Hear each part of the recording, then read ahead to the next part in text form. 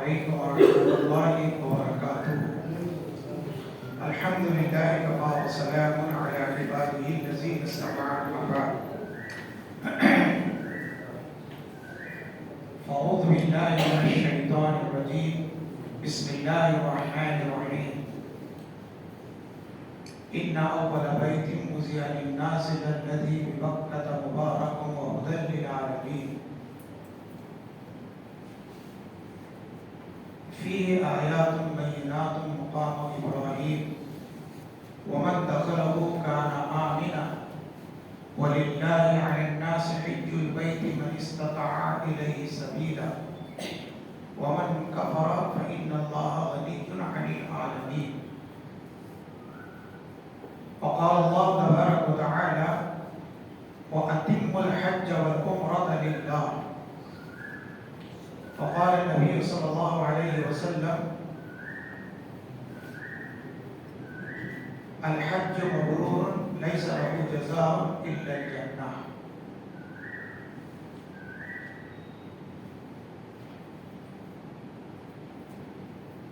محترم و مکرم عازمین سفر حج،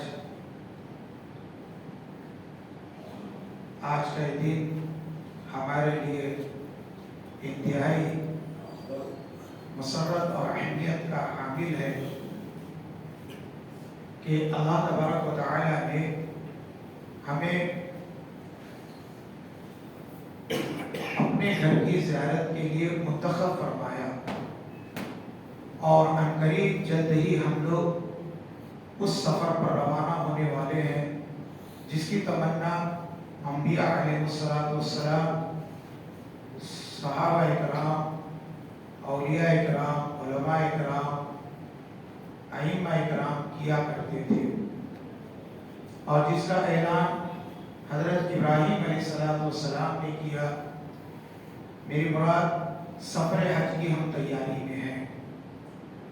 میں آپ سب لوگوں کو اپنی جانب سے، ضلعی جمعیت اہل حدیث شراپور کی جانب سے تہہ دل سے آج کے اس پروگرام میں استقبال کرتا ہوں، ویلکم کہتا ہوں، خوش آمدید کہتا ہوں، اور ساتھ ہی مبارکبادی دیتا ہوں کہ اللہ تعالیٰ آپ کو یہ سفر حج مبارک کرے، اور دعا کرتا ہوں، دعا دیتا ہوں کہ اللہ تعالیٰ آپ کے اس سفر میں آسانیاں پیدا کرے اور نبی کریم صلی اللہ علیہ وسلم کی سنت کے مطابق آپ کو حج کرنے کی توفیق عطا فرمائے.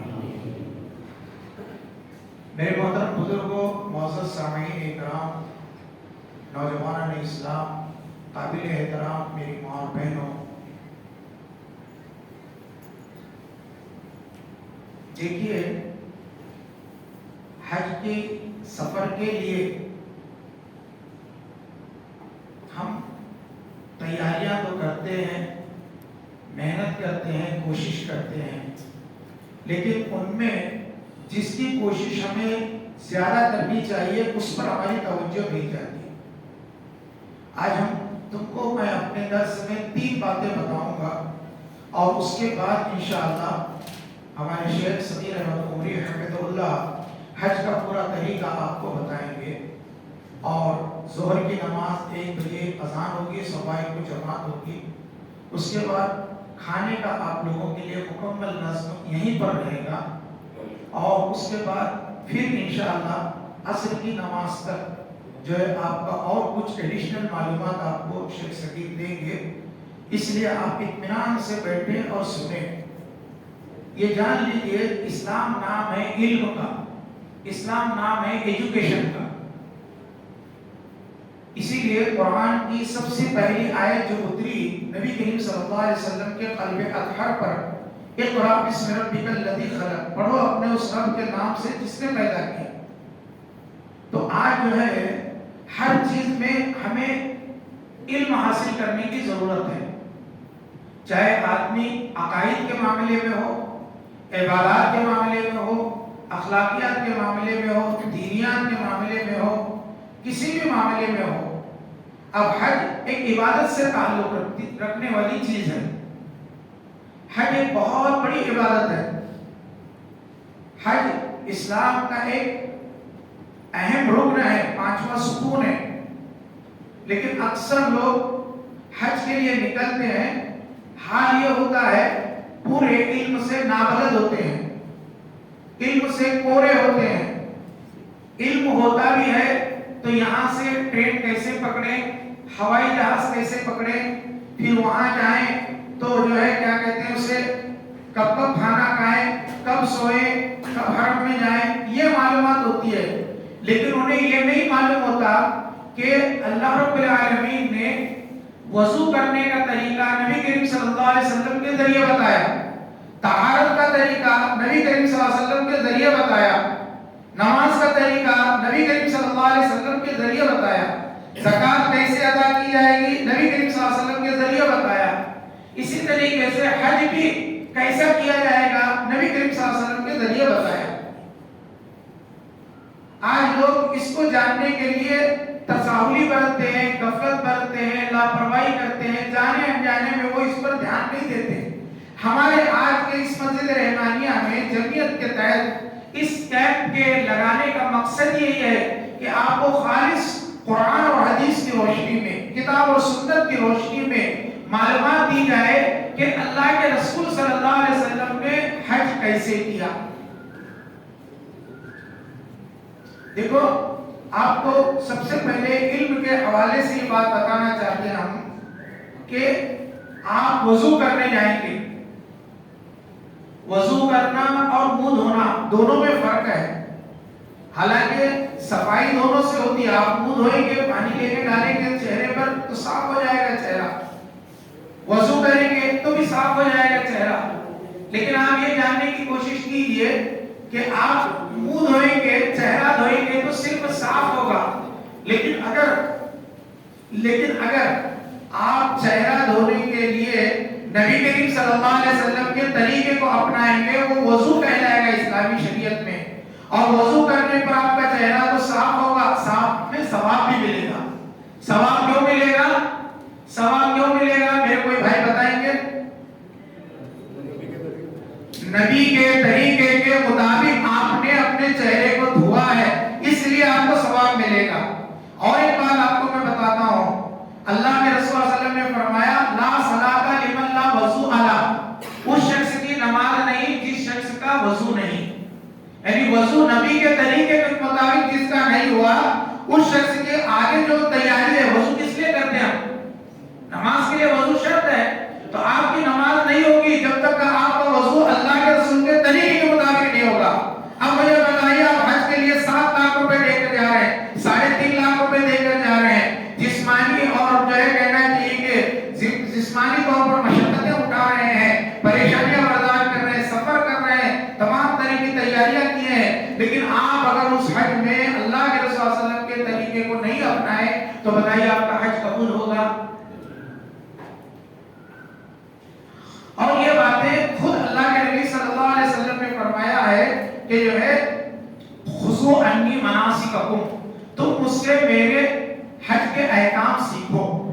اور اس کے لیے آپ نے اتنا زیادہ احتیاط برتا ہے کہ قرآن کی آیت اتری جو میں نے آیت آج درس کے آغاز میں پڑھی، وَلِلَّهِ عَلَى النَّاسِ حِجُّ الْبَيْتِ مَنِ اسْتَطَاعَ إِلَيْهِ سَبِيلًا، لوگوں پر اللہ کی جانب سے حج فرض قرار دیا گیا ہے جو وہاں تک جانے کی طاقت رکھتے ہیں. تو اب جانے کی طاقت رکھتے ہیں ان پر حج فرض ہے، یہ آیت بتا رہی ہے. یہ آیت کب اتری؟ یہ آیت 9 ہجری میں اتری.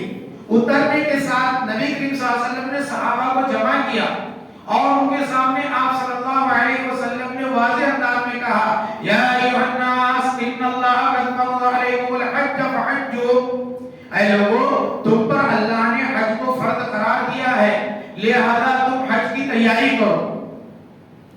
ایک شخص کھڑے ہوئے، ایک صحابی کھڑے ہوئے اقرا بن حابس، انہوں نے کہا افی کل عام یا رسول اللہ، اے اللہ کے نبی صلی اللہ علیہ وسلم ہر سال حج فرض ہے؟ آپ نے فرمایا نہیں، اگر میں کہہ دیتا تو ہر سال مسلمانوں پر حج فرض ہوتا، لہذا تم کو جب کسی بات کا میں حکم دوں اس کو قبول کر لو اور جس بات سے میں منع کروں چپ جاؤ. سوال پیدا کرو گے تو مشکلیں خود تم اپنے اوپر جو پیدا کر لو گے. پہلے کی امتیں اس لیے ہلاک و برباد ہو گئی کہ نبی سے وہ اختلاف کرتی تھی. تو معلوم یہ ہوا کہ اللہ کے نبی صلی اللہ علیہ وسلم شریعت اسلامیہ میں یہ رکھتے ہیں کہ آپ صلی اللہ علیہ وسلم کا حکم ہمارے لیے واجب اور فرض ہے. قرآن مجید میں فرمایا اطیعوا اللہ واطیعوا الرسول لعلکم ترحمون. اللہ کی بات مانو, اس کے رسول کی بات مانو تاکہ تم پر رحم کیا جائے. ہم رحمت کے مستحق ہیں, ہم رحمت کے محتاج ہیں. ہم پر اللہ کی رحمت اس وقت ہوگی جب اللہ کی اور اس کے رسول کی بات مانیں گے. آج ہم حج کرنے جا رہے ہیں. حج ایک عبادت ہے, ایک فریضہ ہے. حج کی بڑی فضیلت ہے میرے پیارے بھائی. حج جو ہے افضل اعمال میں سے ایک یہ ہے. حج پچھلے گناہوں کے مٹانے کا ذریعہ ہے.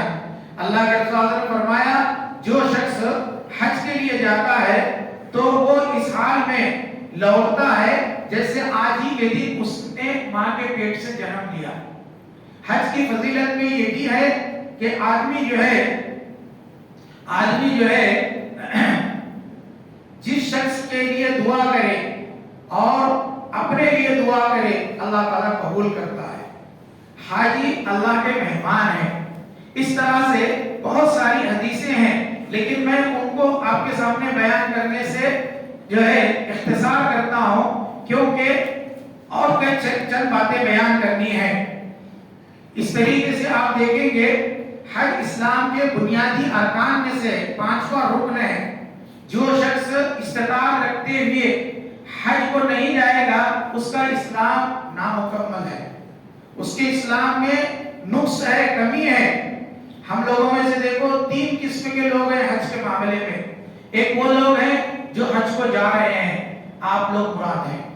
اور ایک وہ لوگ ہیں جو اسباب نہیں رکھتے, وسائل نہیں رکھتے, لیکن ان کے دل میں طلب ہے, جذبہ ہے, میں حج کو جانا چاہتا ہوں لیکن پیسہ نہیں ہے, ذریعہ نہیں ہے.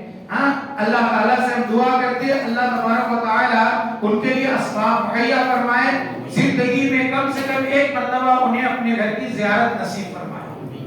اور ایک قسم کے لوگ وہ ہیں جن کے پاس اسباب ہے, وسائل ہے, لیکن جانے کی تمنا نہیں ہے.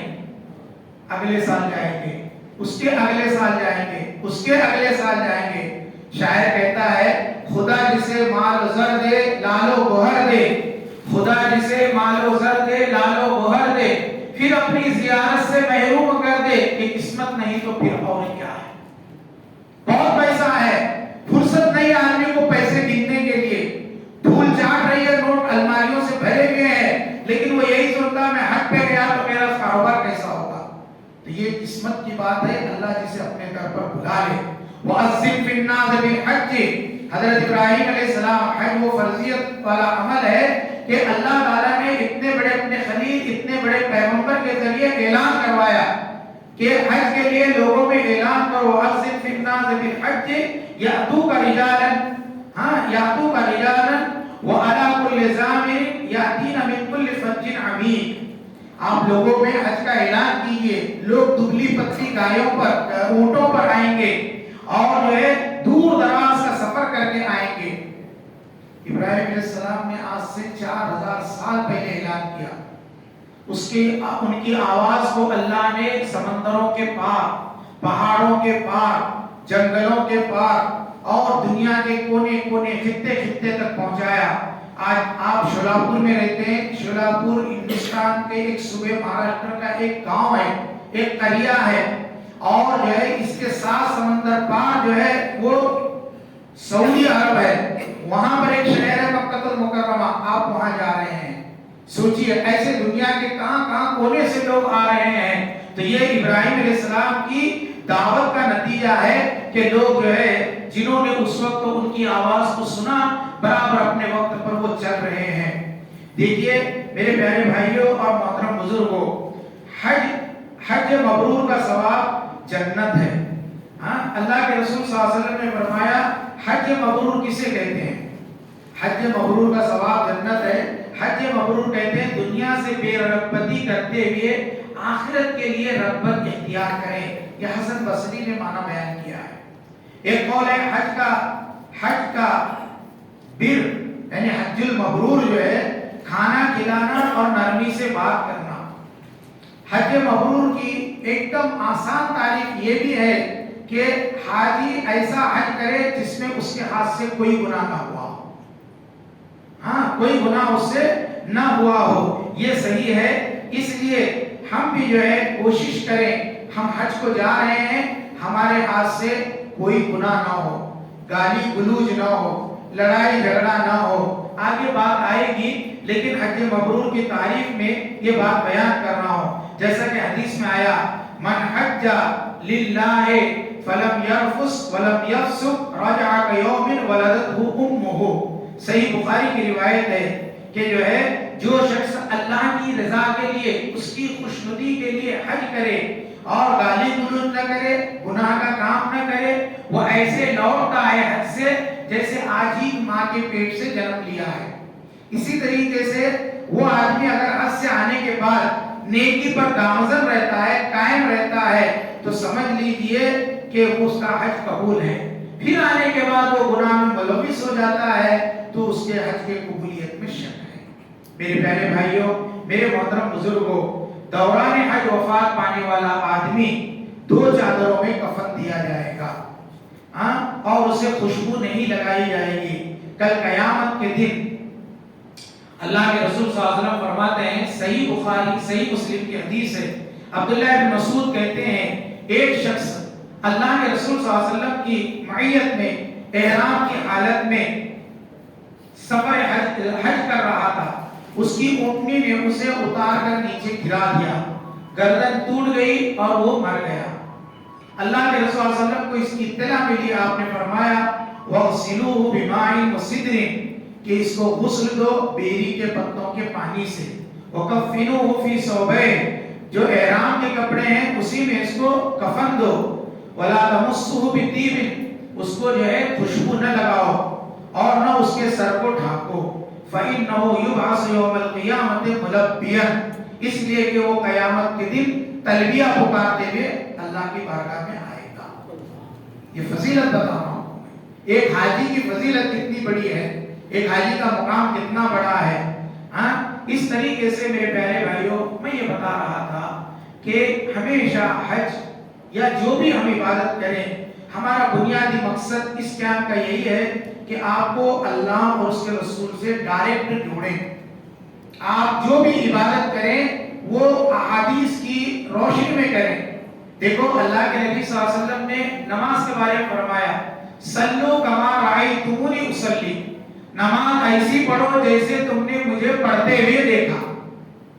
آپ کو حدیثیں دیکھنی پڑے گی, صحیح احادیث بخاری ہے مسلم ہے, اس میں دیکھیے اللہ کے رسول نماز کیسے پڑھتے تھے, آپ رکوع کیسے کرتے تھے, سجدہ کیسے کرتے تھے. پھر آپ نے حضرت جب یہ آیت اتری جب سن 9 ہجری میں آپ حج کو نہیں گئے, حالانکہ ہر عمل آپ نے ادھر آیت اتری یا آپ نے عمل کیا, لیکن حج ایک ایسا عمل ہے آپ صلی اللہ علیہ وسلم نے ابو بکر سے کہا میں تم کو اس سال حج کے لیے بھیج رہا ہوں, آیت اتری تم جاؤ, امیر الحجاج میں تم کو بنا رہا ہوں اور جا کر وہاں پر اعلان کرو. کیا اعلان کرو؟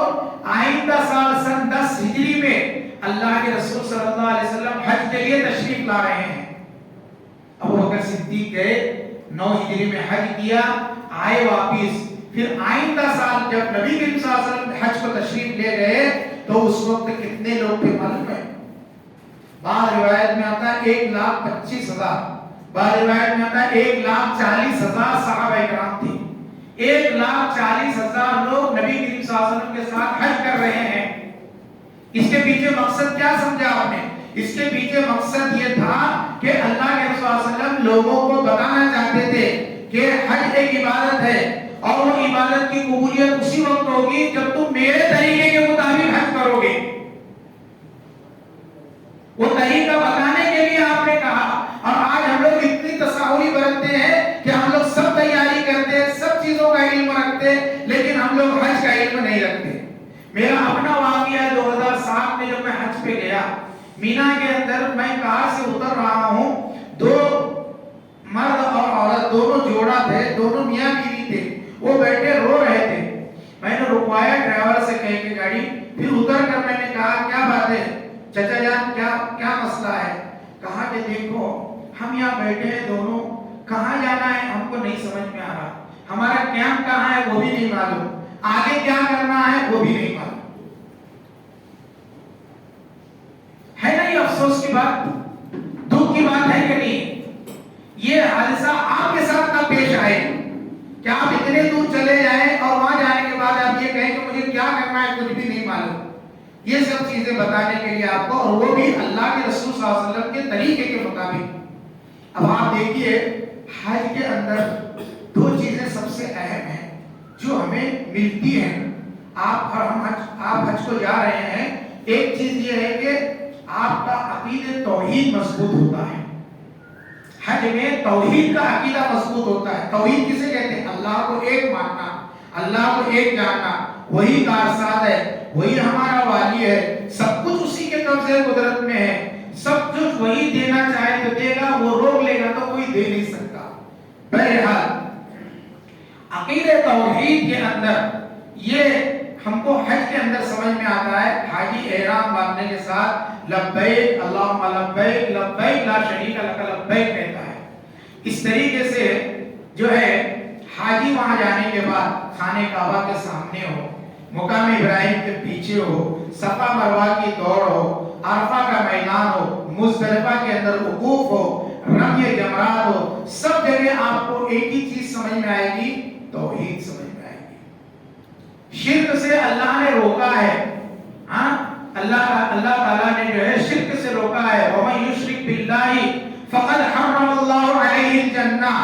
جو شخص شرک اختیار کرے گا اس کے لیے جو ہے جہنم ہے اور سب سے برا ٹھکانہ ہے.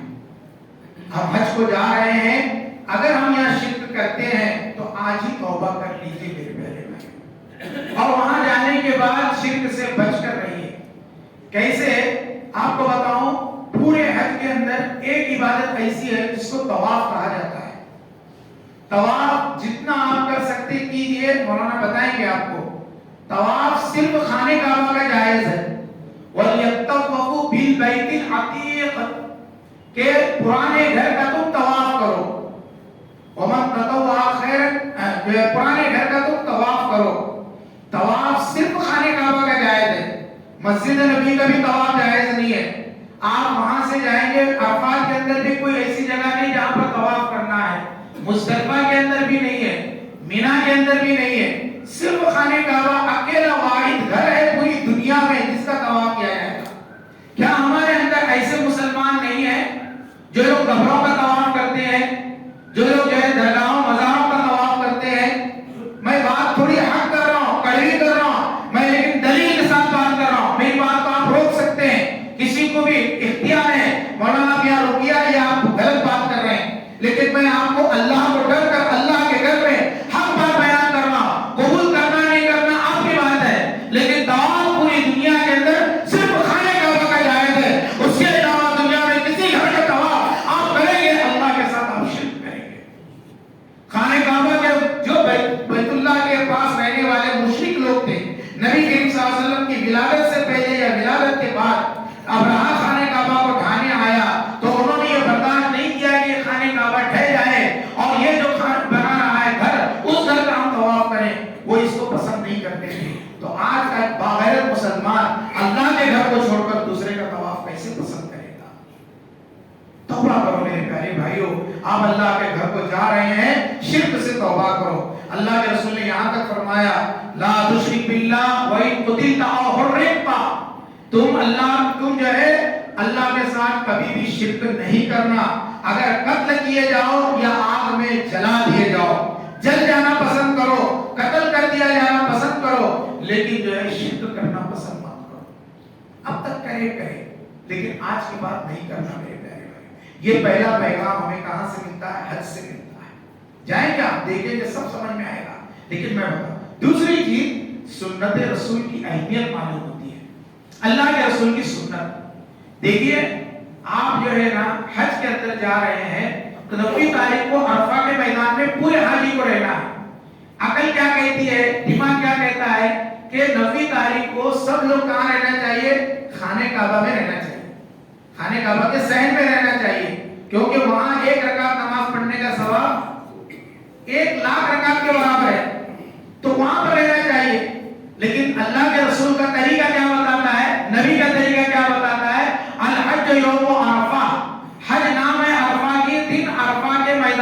حاضری کا، اور اس دن وہ حاضر عرفہ کے میدان میں رہا تو اس کا حج، ورنہ باقی حقوق جو کرنا ہے مزدلفہ کے اندر رات گزارنا ہے. ایک آدمی کہے کہ میں خانہ کعبہ کے صحن میں رات گزاروں گا تو اس کے عقل پر چلے گا؟ حج ہوگا اس کا؟ نہیں ہوگا، کیونکہ نبی کا طریقہ یہ بتاتا ہے 9 تاریخ کو رات میں جو ہے مزدلفہ کے میدان میں گزارنا ہے. اسی طریقے سے نماز اول وقت پڑھنا افضل ہے، لیکن جو ہے مزدلفہ میں آپ کتنی بھی رات کو پہنچے، مغرب عشاء جب پہنچیں گے جب آپ کو مزدلفہ میں پڑھنا ہے. جبکہ یہاں پر کیا ہے، سیدھے سورج غروب ہو گیا، مغرب کی اذان ہوتی ہے، جماعت کھڑی ہوتی ہے. اس طریقے سے رمی جمرات ہے، آپ کو پہلے دن مارنا ہے بڑے جمرہ کو، بعد میں دوسرے دن مارنا ہے زوال آفتاب کے بعد. آپ یہ کہیں گے کہ میں تینوں کو پہلے دن ہی ماروں گا، چلے گا ایسا؟ اس طریقے سے میرے پیارے بھائیوں صحیح بین صفا والمروہ ہے. آپ کہیں گے 9 تاریخ کو میں صفا مروہ کی صحیح کروں گا، لیکن سنت رسول یہ کہتی ہے کہ صفا مروہ کی صحیح نہیں، عرفہ کے میدان میں آپ کو رہنا ہے. تو ایسے بہت ساری مثالیں میں دے سکتا ہوں. اب ایک بات میں بتا کر اپنی بات آگے بڑھاتا ہوں. دیکھیے میرے پیارے بھائیوں، اللہ کے نبی صلی اللہ علیہ وسلم کے ایک بہت بزرگ صحابی ہیں، حضرت عمر بن خطاب رضی اللہ تعالی عنہ. سنت کو میں سمجھا رہا ہوں، سنت کی اہمیت کو سمجھا رہا ہوں. ہوتے ہوئے مصطفیٰ کی گفتار مت دیکھ کسی کا قول و کردار. ہوتے ہوئے مصطفیٰ کی گفتار مت دیکھ کسی کا قول و کردار. جب اصل ملے تو نقل کیا ہے، جب اصل ملے تو نقل کیا ہے، یہاں وہم و گمان کا دخل کیا ہے.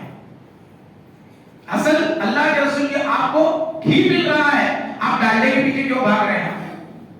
اوریجنل چیز آپ کو مل رہی ہے، حدیث مل رہی ہے آپ کو. خذوا عنی مناسککم.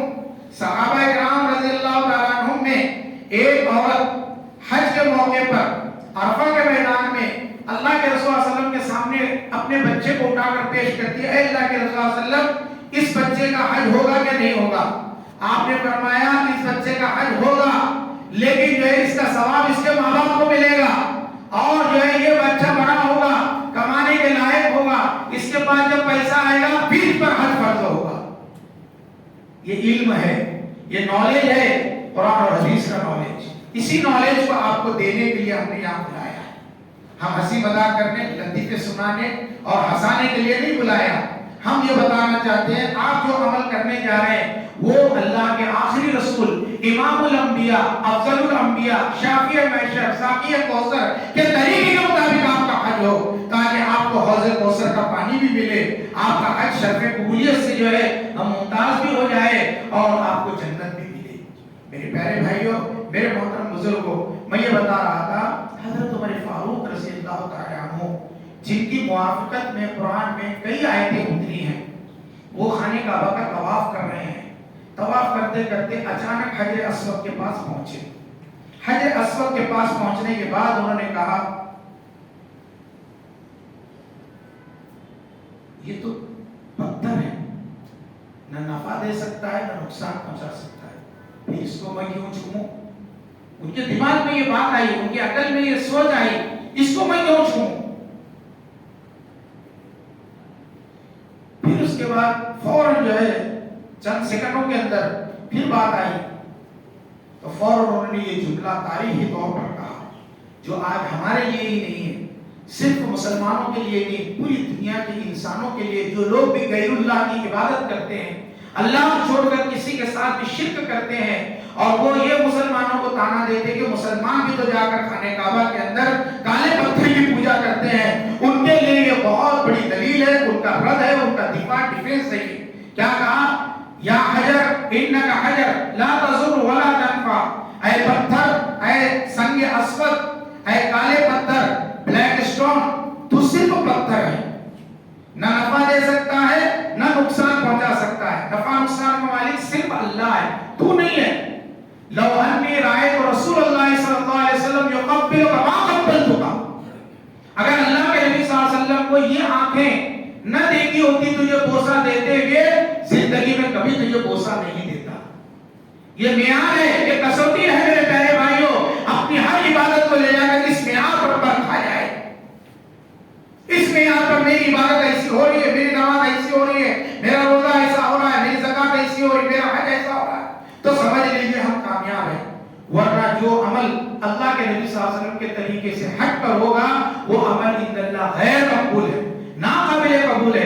اللہ تعالیٰ نے اللہ کے نبی کو بھیجا اسی لیے.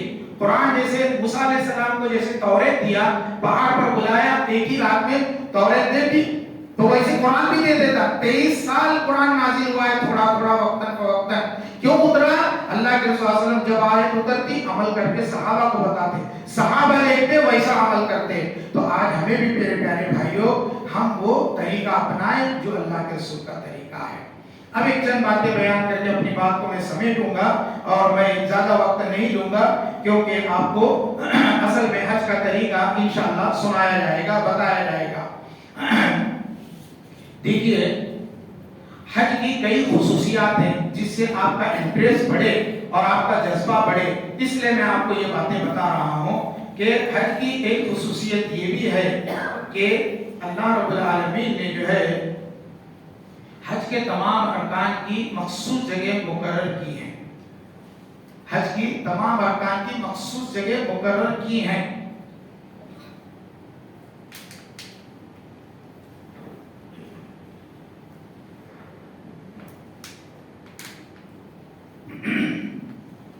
جیسے طواف خانے کعبہ کا ہوگا, سعی صفا مروہ کی ہوگی, اور رمی جمرہ وہیں جا کر مارا جائے گا جہاں ابراہیم علیہ السلام نے مارا. وقوف عرفہ عرفات کے میدان ہی میں ہوگا.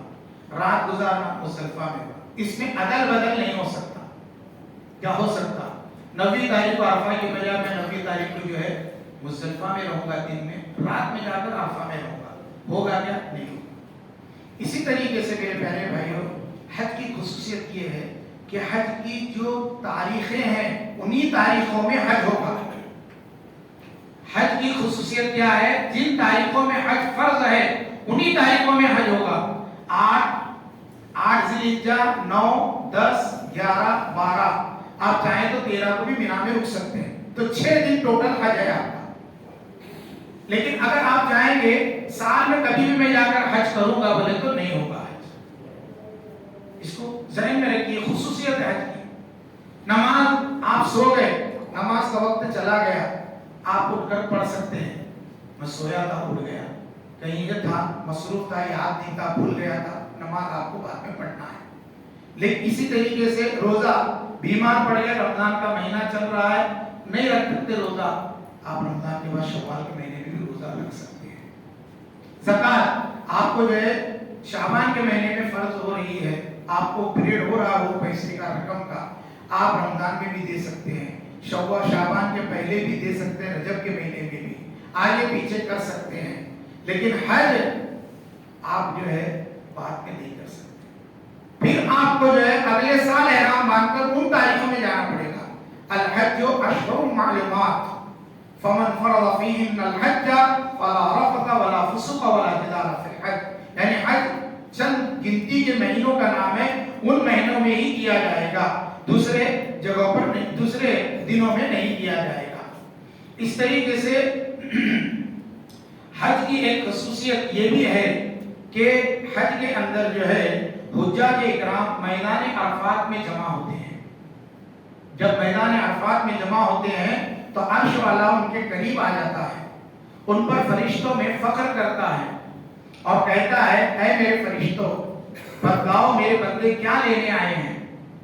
پھر اللہ تعالیٰ تھوڑی دیر کے بعد خود ہی مخاطب ہوتا ہے کہ آج جتنے بندے اس میدان عرفات میں جمع ہے ان سب بندوں کو میں آج جہنم سے آزاد کر دیا, تم گواہ ہو. سب کو میں نے جہنم سے آزاد کر دیا. حدیث میں اللہ کے رسول صلی اللہ علیہ وسلم فرماتے ہیں پورے سال میں عرفہ کے دن عرفہ کے میدان میں اللہ تعالیٰ جتنے لوگوں کو جہنم سے آزاد کرتا ہے اتنے کسی سال کے دن میں یا رات میں آزاد نہیں کرتا. یہ خصوصیت ہے حج کی, یہ فضیلت ہے حج کی میرے پیارے بھائیوں. یہ بہت بڑی اللہ کی رحمت کی دلیل ہے کہ اللہ تعالیٰ بے شمار بندوں کو اس دن آزاد کر دیتا ہے. اس طریقے سے مسلمانوں کا ورلڈ لیول پر اجتماع ہوتا ہے جس میں دنیا بھر کے مسلمان اکٹھا ہوتے ہیں, جمع ہوتے ہیں, ایک دوسرے سے ملاقات کرتے ہیں, ایک دوسرے کا حال چال معلوم کرتے ہیں, ایک دوسرے کے سکھ دکھ کو جانتے ہیں, ایک دوسرے سے ملاقاتیں کرتے ہیں اور ایک دوسرے کے ساتھ پیار و محبت سے پیش آتے ہیں, الفت و محبت کے سوتے پھوٹتے ہیں, بھوس عداوت کا خاتمہ خصوصیت کیا ہے؟ خصوصیت یہ ہے کہ اسلام کے علاوہ کوئی ایسا مذہب بتائیے جس مذہب میں ہر سال پوری دنیا کے لوگ اس مذہب کے ماننے والے ایسا اکٹھا ہوتے ہیں. کسی بھی مذہب میں ایسا نہیں ہے. یہ واحد اسلام کی واحد یہ امتیازی خصوصیت ہے کہ ہر سال حاجیوں کا ورلڈ لیول پر اجتماع ہوتا ہے. پوری دنیا کے خطے خطے سے مسلمان آتے ہیں. یہ دیکھیے میرے پیارے بھائیوں، اس طرح اور بہت ساری خصوصیات ہیں. مولانا کی زبان سے بھی باتیں آئیں گی غائب بغائے. اب میں آخری 4-5 باتیں بتا کے 5 سے 10 منٹ میں اپنی بات ختم کروں. دیکھیے آپ لوگ حج پر جا رہے ہیں، یہ 5 کام کم سے کم میں آپ کو بتا رہا ہوں. انشاءاللہ میری کتاب ہے چھپی بھی، اور جیسی ہمارا پروگرام شام میں 3-4 بجے تک ختم ہوگا جب آپ کے ہاتھ میں کتاب دی جائے گی. ابھی کتاب کسی کو نہیں دی جائے گی، کیونکہ ابھی کتاب دیں گے تو مولانا کا بیان نہیں سنیں گے لوگ. کتاب اینڈ میں جب آپ جائیں گے، جب آپ کو کتاب ملے گی اور وہ کتاب میں نقشہ ہے کون سی تاریخ کو کیا کرنا ہے، اور وہ ہدیے کے طور پر آپ کو دی جائے گی. جن لوگوں نے اس میں تعاون کیا ہے پیسوں سے، ہم نے لکھا ہے لوگوں نے پیسوں سے تعاون کیا ہے. سنت کے مطابق حج کا طریقہ ہوتا ہے. لوگ حج مشکل ہے بولتے ہیں، حج آسان ہے. اس میں پورا بتایا گیا ہے، دعائیں بھی اس کے اندر ہے. آپ وہ ساتھ میں رکھیں گے تو بھی آپ پڑھتے پڑھتے سب سیکھ جائیں گے. دیکھیے 5 چیزیں کیا ہیں. سب سے پہلی چیز ہے آپ اپنے ایمان اور اسلام کو درست کریں. ایمان درست ہوگا ہر عمل قبول ہوگا. ایمان کے اندر نقص ہوگا یا ایمان ویسا جیسا آپ کے خاندان سے چلا آ رہا ہے ویسا ہوگا تو نہیں. آپ کا ایمان اللہ اس کے رسول کے کسوٹی کے مطابق ہونا چاہیے. ورنہ نوح علیہ السلام کی بیوی بھی تھی، بیٹا بھی تھا، ایمان نہیں لائے جہنم میں چلے گئے. اللہ کے رسول صلی اللہ علیہ وسلم کے چچا ابو طالب تھے، ایمان نہیں لائے. صاحب تیرے ساری زندگی آپ کے ساتھ لگے رہے، آپ کے دین کی خدمت میں ساتھ دیے، لیکن ایمان نہ لانے کی وجہ سے جہنم میں چلے گئے. لوط علیہ السلام کی بیوی جہنم میں چلی گئی. ایمان شرط ہے میرے پیارے بھائیوں. ایمان کے بعد سب عمل کرتے ہیں. دوسری چیز میرے پیارے بھائیوں نیت ہے. انما الاعمال بالنیات. آج آپ عازم سفر حج اپنی نیت کو درست کرو کہ میں حج کے لیے اس لیے جا رہا ہوں، اللہ نے مجھے فرض کیا ہے. اللہ تعالیٰ کی رضا کے لیے، اس کی خوشنودی کے لیے، اس کو راضی کرنے کے لیے میں حج کو جا رہا ہوں. آنے کے بعد میں یہ نہیں چاہوں گا کہ میرے نام کے آگے حاجی لگے. میں یہ نہیں چاہوں گا کہ لوگ مجھے حاجی صاحب کہہ کر پکائیں، یا شہرت ہو میری، یا لوگوں کو یہ کہیں کہ حاجی صاحب حاجی صاحب حاجی صاحب. یہ کوئی مقصد، کوئی غرض و غایت نہ ہو. یا میں گھومنے جا رہا ہوں، میں دیکھنے آ سکتا. بس اللہ نے فرض کیا، اللہ کے حکم کی تعمیل ہے، اللہ کو خوش کرنا ہے، اس لیے میں حج کو جاؤں. یہ نیت ہے. تیسری چیز میرے پیارے بھائیوں، حلال روزی سے آپ، حلال کمائی سے آپ حج کو جائیں. بہت سے لوگ حج کو جاتے ہیں لیکن ان کی کمائی مشکوک ہوتی ہے، ان کی کمائی حرام کی ہوتی ہے، لوٹ خسوٹ کی کمائی ہوتی ہے. جو ہے ناحق طور پر کمایا ہوا مال ہوتا ہے، لوگوں پر ظلم زیادتی کر کے کمایا ہوا مال ہوتا ہے، شراب بیچ کر کمایا ہوا مال ہوتا ہے، جوے سے حاصل کیا ہوا مال ہوتا ہے. آپ قیاس کر جائیے اس پر. کوئی بھی مال آپ کا 1 قطرہ 1 روپیہ بھی اگر حرام کا رہے گا آپ کا حج قبول نہیں ہے. میں نہیں کہتا، اللہ کے رسول صلی اللہ علیہ وسلم فرماتے ہیں ایک آدمی حج کے لیے نکلتا ہے اور وہ آدمی پراگندہ بال ہوتے ہیں، اس کے سفر سے ہٹے ہوئے کپڑے ہوتے ہیں، دھول میں ہٹے ہوئے کپڑے ہوتے ہیں، اور وہ کہتا ہے یا ربی اے میرے پروردگار میرا یہ مسئلہ حل کر دے، میری یہ پریشانی دور کر دے، میری یہ ضرورت پوری کر دے. تو اللہ تعالیٰ کی جانب سے یہ ندا آتی ہے مطعم کا حرام، مشرب کا حرام، ملبس کا حرام، فانا یستجاب لہ. کہ تیرا کھانا حرام کا، تیرا پینا حرام کا، تیرا پہنا ہوا لباس حرام کا، تیری دعا میں کیسے قبول کروں؟ یہ انہونی بات ہے کہ حرام کی کمائی کما کر آدمی یہ کہے کہ اللہ میری دعا قبول کرے، میری عبادت قبول کرے. یہ ناممکن ہے. آپ جو ببول کا جو ہے بیج بو کر کہیں کہ سیب اگے، ویسی مثال ہے کہ آپ حرام کمائی سے اگر حج کرنے جاتے ہیں یا کوئی شخص جاتا ہے اس کا حج قبول نہیں ہے. اللہ ہم سب کے حج کو قبول کرے. میرے پیارے بھائیوں، حلال روزی کی بہت اہمیت ہے، بہت اہمیت ہے. اس لیے جو ہے ہم حج کے لیے جائیں. پہلے کے لوگوں کے بارے میں ہم سنتے تھے، ہم جانتے تھے کہ وہ لوگ محنت سے پیسہ کماتے تھے، گاڑی ڈھکلتے تھے، چھکرا رکھتے تھے، گھوڑا گاڑی چلاتے تھے، اس میں سے 10 روپے جمع کرتے تھے. جب عمر 70 سال کی ہوتی تھی، جب ان کے پاس پانی کے جہاز کو جانے کی رقم جمع ہوتی تھی، تب وہ حج کو نکلتے تھے. کیا اخلاص تھا ہم لوگوں میں، کیا خلوص تھا، کیا جو ہے ان کے اندر جذبہ تھا. آج نہیں ہے، جلدی پیسے کمانا، جلدی حج کو جانا. کتنے 5 حج ہو گئے، 10 ہو گئے. میرے پیارے بھائیو، حلال روزی پر توجہ دو. حلال روزی سے آپ کی مانگی ہوئی دعا قبول ہوگی. ہاں، آپ کا حج تو ضرور قبول ہوگا. چوتھی چیز ہے میرے پیارے بھائیو، صبر اور تقویٰ. صبر، حج کے لیے جا رہے ہیں، سفر ہے. یہ سفر جو ہے حقیقت میں سفر ہوتا ہے. گھر میں رہنا اور سفر میں نکلنا، دونوں میں زمین آسمان کا فرق ہے. آپ گھر میں رہیں گے، وقت پر سوئیں گے، وقت پر کھائیں گے، جیسا چاہیں گے ویسا کھانا آپ کو ملے گا. ہاں، لیکن آپ سفر پر جائیں گے تو یہ سب چیزوں کو آپ کو برداشت کرنا پڑے گا. اب اس کے اندر جو ہے صبر آپ کو یہ کرنا ہے کہ آپ کے اڑوس میں، پڑوس میں، آپ کے ساتھ میں، چلنے میں، اٹھنے میں، بیٹھنے میں، پھرنے میں، ہاں، دھکا بکی ہوگی، اس وقت آپ جو ہے معاف کرتے چلنا، درگزر سے کام لینا. اگر آپ نے کہا ایک دھکا کیوں مارا میرے کو، دکھتا نہیں کیا تیرے کو، سمجھ میں نہیں آتا کیا، اب گالی دے دیا، بہت سب پہلے سے ذہن بنا لینا. کوئی دھکا مارے، کوئی پھیٹ مارے، ہاں بھائی میں صبر کروں گا، میرا حج اللہ قبول کرے. حضرت عمر فاروق حج کو عمرے کو جا رہے تھے. نبی کریم صلی اللہ علیہ وسلم کی خدمت میں آئے. اللہ کے رسول صلی اللہ علیہ وسلم، میں عمرے کے لیے جانا چاہ رہا ہوں.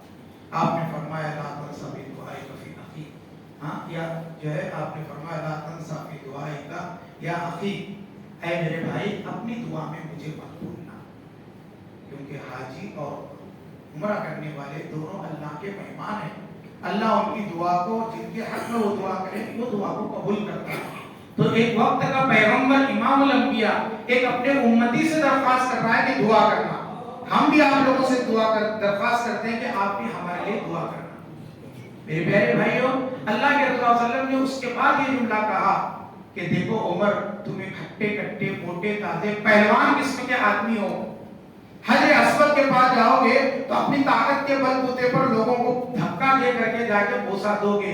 یاد رکھو، حجر اسود کو بوسہ دینا سنت ہے، کسی کو تکلیف دینا یہ گناہ کا کام ہے. کسی سنت کو حاصل کرنے کے لیے کسی کو تکلیف دینا بنسبت اس کے کہ سنت تو ملے گی نہیں ملے گی، لیکن گناہ تو ضرور ملے گا. ہم اپنی ذات سے، اپنی بات سے، اپنی عبادت سے کسی کو تکلیف نہیں دیں گے، ایسا ارادہ کر کے جاؤ میرے بھائی. کیا بولا میں؟ اپنی ذات سے، اپنی بات سے، اپنی عبادت سے، اپنی زبان سے کسی کو تکلیف نہیں دیں گے. یہ ارادہ کرو انشاءاللہ. اسی کا نام صبر ہے. ہاں انشاءاللہ. اور آخری چیز ہے توبہ. توبہ و استغفار. اللہ سے توبہ کیجیے. اللہ تیرا شکر ہے کہ آج ایک ایسے مقام پر لے جا رہا ہے جس کی تمنا ہم کرتے تھے. یقین نہیں تھا کہ ہماری زندگی میں ایک دن ایسا بھی آئے گا ہم اس کے گھر کی زیارت کو چل پڑے. آج وہ دن آپ کو نصیب ہو رہا ہے، اللہ قبول کرے. ہاں، تو اب آپ کیا کیجئے؟ توبہ کیجئے. اللہ میرے گناہوں کو معاف فرما. زندگی میں چھوٹے بڑے، جانے انجانے، بھول کر، ہاں جیسے بھی گناہ ہوئے، اللہ سب میرے گناہوں کو معاف کرے. سب گناہ معاف کرے گا اللہ. شرک بھی معاف کرے گا اللہ. شرک بھی کرتے آپ معاف کر، آپ توبہ کرو، آئندہ میں نہیں کروں گا، نہیں کروں گا، نہیں کروں گا. میری ماں بہنوں، تم سے بھی میری التجا ہے، اگر تمہارے اندر بھی شرک ہے، تمہارے اندر بھی ابھی تک یہ عقیدہ تھا فلاں ولی بابا ہماری مراد پوری کرتے ہیں، ہمارے فلاں ولی بابا حاجت پوری کرتے ہیں، بندے نواز گیسو دراز ہماری مرادیں پوری کرتے ہیں، اجمیر والے بابا کرتے ہیں، کلیئر والے بابا کرتے ہیں، ثابت کیا کرتے ہیں. میں کھلی بات کر رہا ہوں ایک دم کہ کوئی اللہ کے سوا حاجت روا نہیں ہے. وَإِذَا سَأَلْتَ فَاسْتَعِنْ بِاللَّهِ وَإِذَا اسْتَعَنْتَ فَاسْتَعِنْ بِاللَّهِ. جب تم مانگو عبداللہ ابن عباس ہے میرے بیٹے، اللہ سے مانگو. جب مدد طلب کرو، اللہ سے مدد طلب کرو. آپ جا رہے ہیں حج کو، وہاں پر آپ جو مانگنا ہے اللہ سے مانگو. مانگنے کے لیے اللہ بلا رہا ہے، دینے کے لیے اللہ بلا رہا ہے. جو لینا ہے اللہ کے پاس جا کر لو. نبیوں نے پایا وہیں سے پایا، ولیوں نے پایا وہیں سے پایا، بزرگوں نے پایا وہیں سے پایا، ائمہ نے پایا وہیں سے پایا، مفسرین نے پایا وہیں سے پایا، محدثین نے پایا وہیں سے پایا. سب کو ملا اللہ کے در سے ملا. اللہ کے در جہاں سے ہماری حاجتیں پوری ہو، ہماری ضرورتیں پوری ہو. اس لیے اپنا عقیدہ، اپنی نیت، اپنا عمل سب درست کر لو. ہاں، اور آخری بات یہ ہے کہ توبہ بندوں سے بھی آؤ، معافی مانگو. ہم یہ میں گناہ کیا ہی نہیں، میں گناہ کیچ نہیں، ایسا نہیں بولنے کا. ہاں، الانسان من الخطئ، الانسان مرکب من الخطئ والنسیان. بھول چوک میں بھی غلطی ہو سکتی ہے، جان بوجھ کر بھی غلطی ہو سکتی ہے. میں نے چلتے چلتے ان کو دھکا دے دیا تو آج میں بولوں مولانا سجید صاحب مجھے معاف کرو. میرا فرض ہے میرے پیارے بھائیوں، مولانا سجید مجھے معاف کر دو. ہے غلطی سے لے گا، وہ کیا معافی مانگنا کیا اس کا چھوٹا نہیں ہوتا آدمی معافی مانگنے سے. پیارے بھائیوں، من تواضع للہ رفعہ اللہ، جو اللہ کے لیے اپنے آپ کو چھوٹا ثابت کرتا ہے اللہ اسے بڑا بناتا ہے. کوئی بھی رہ دے بھائی معاف کر دے، معاف کر دے. قبل اس کے کہ اللہ قیامت کے دن کھڑا کرے اور بندہ اگر کہے اللہ تعالیٰ اس نے مجھے یہ تکلیف دی، ہمارا حج بھی وہ لے جائے گا، عمرہ بھی لے جائے گا، نماز بھی لے جائے گا، سب لے کر جائے گا. وہ ہم دیں گے. کیا پسند ہے ہم کو ہمارا حج اس کو دینا؟ نہیں پسند ہے تو آج ہم معافی مانگو. چھوٹا رہے، بڑا رہے، بیٹا رہے، کوئی بھی رہے، ہم بولے بیٹے معاف کر دے، بیٹیا معاف کر دے، بھیا معاف کر دے، ابا معاف کر دو، امی معاف کر دو. سب کو معافی مانگتے جاؤ میرے پیارے بھائیوں. کسی سے آپ کا سلام کلام نہیں ہے، اس کو سلام کلام کر لو. کسی سے رنجش ہے، کسی زمانے میں بھی تھی، کسی سے ناراضگی ہے، کسی زمانے آپ نہیں بھی غلطی کیے ہیں، لیکن آپ یہ سمجھ کے چلو میری غلطی بھی ہے. ہاں، اس میں آپ بڑے چھوٹے نہیں ہوں گے، اللہ آپ کو بڑا کرے گا. یہ اس سے بڑے پن کی کیا بات ہے؟ دنیا میں کروڑوں انسان ہیں لیکن آپ 600-700 لوگوں کو اللہ نے حج کے لیے چنا ہے. اس سے بڑی بات کیا ہے؟ آپ کی جگہ دوسرے کو چن سکتا تھا نا اللہ، لیکن آپ کو چنا. آپ کا کیا نام ہے؟ آپ کا کیا نام ہے؟ آپ کا کیا نام ہے؟ آپ کو چنا اللہ نے. تو آپ اتنے بڑے ہو گئے تو آپ دوسروں کو معافی مانگنے میں چھوٹے کیسے ہو جائیں گے؟ دل پاک کر کے جاؤ. پاک گھر کی طرف جا رہے ہو، دل بھی پاک کرو. دل میں اتنی بھی گندگی رکھ کے مت جاؤ، بدبو آنے لگے گی. دل پاک کر کے جاؤ. دل پاک ہوگا، حج بھی پاک ہو جائے گا. حج سے بھی ہم پاکیزہ ہو کر لوٹیں گے. اس لیے میں بتانا چاہتا ہوں، دیکھو کیسے بڑے بڑے صحابہ کرام تھے. ہاں، کیسے ابو ذر غفاری ایک مرتبہ حضرت ابو ذر غفاری اللہ کے رسول صلی اللہ علیہ وسلم کے خاندان کے بڑے، غفار قبیلہ بہت بڑا قبیلہ تھا، بہت جو ہے معزز قبیلہ تھا. اس قبیلے کے حضرت ابو ذر تھے. حضرت بلال کے خاندان کا اتا پتہ نہیں تھا. کالے کلوٹے تو تھے، غلام بھی تھے. غلام کے حیثیت جیسے جانوروں کی ہوتی ہے ویسے اس زمانے میں عرب کے اندر تھی. انسان کی کوئی حیثیت نہیں تھی. انسان کی تقریب اسلام نے کی ہے. بات دوسری طرف جائے گی. میں اتنا بتاتا ہوں آپ کو کہ جس دن مکہ فتح ہوا، اللہ کے رسول صلی اللہ علیہ وسلم نے حضرت بلال کو کہا کہ تم چلو اور اوپر جو ہے خانہ کعبہ کے چھت پر اذان دو. پہلی اذان خانہ کعبہ کے چھت پر حضرت بلال نے دی. حالانکہ اللہ کے رسول صلی اللہ علیہ وسلم سامنے آپ کے چچا عباس رضی اللہ تعالیٰ عنہ تھے، جو دنیا کے سب سے اچھے خاندان کے فرد تھے. عمر فاروق تھے، ابو بکر صدیق تھے، حضرت علی تھے، حضرت عثمان تھے. کسی کو نہیں حضرت بلال کو کہا آپ نے. تو بلال کالے کلوٹے تھے، خوبصورتی بھی اتنی نہیں تھی.